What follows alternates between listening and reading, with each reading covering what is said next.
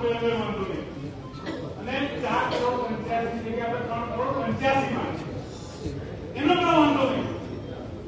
પણ 15 દિવસમાં સાહેબ એને રકમ ભરવાની હતી 6 મહિનાની લાયસન્સ ફી, જે એક પણ રૂપિયો ભરાયો નહીં, લગભગ 1,35,00,000 ની આસપાસની રકમ એને લાયસન્સ ફી થઈ ગઈ, જે આજ દિન સુધી એ સાહેબે ભરી નહીં. ઇજારો અપાઈ ગયો, બોર્ડ લાગવાની જાહેરાતો શરૂ થઈ ગઈ, પણ હજુ સુધી એ રકમ હજુ પણ ભરાઈ પહેલા 6 મહિના 15 દિવસમાં ભરાય એવી આપીશ એ કોર્ટમાં છે 15 દિવસ બધી એડવર્ટાઇઝો સાથે ચાલી છે ને આજે બી સાઇટમેન્ટ ફોન નંબર એટલે જાહેરાત જ કહેવાય, એ જાહેરાત ના કહેવાય.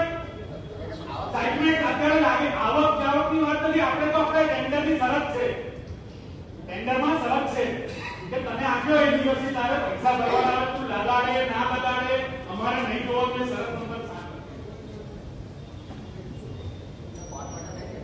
7 એ પછી થઈ ને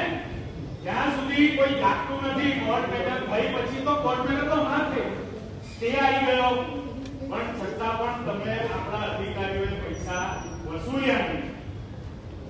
જ્યારે કોર્ટ એવું કહે છે કે આમાં જવાબદાર લોકોના નામ આપો, તો અધિકારીઓ એફિડેવિટ કરી તમારું બી નામ આપી દીધું કે ટીલ ડેટ સુધી એટલે 9મા મહિના સુધી સ્ટેન્ડિંગ કમિટી ચેરમેન જે નામ જો બાર સભ્યો જવાબદાર છે એની પુરાવા, પણ એવાનો મતલબ કે અહીંયા આપણે ખોટા ખર્ચા થતા હોય અને આ રીતે આપણી આવક થતી એટલે લોકો રહી જતા હોય. એટલે હું માનનીય કમિશનરશ્રીને ખાસ કહેવા માંગુ છું કે આ પાયા ઉત્સવમાં પ્રોગ્રેસ એન્ડ ઉત્સવ છે, અમે જાણીએ છીએ ઉત્સાહમાં ઉત્સવ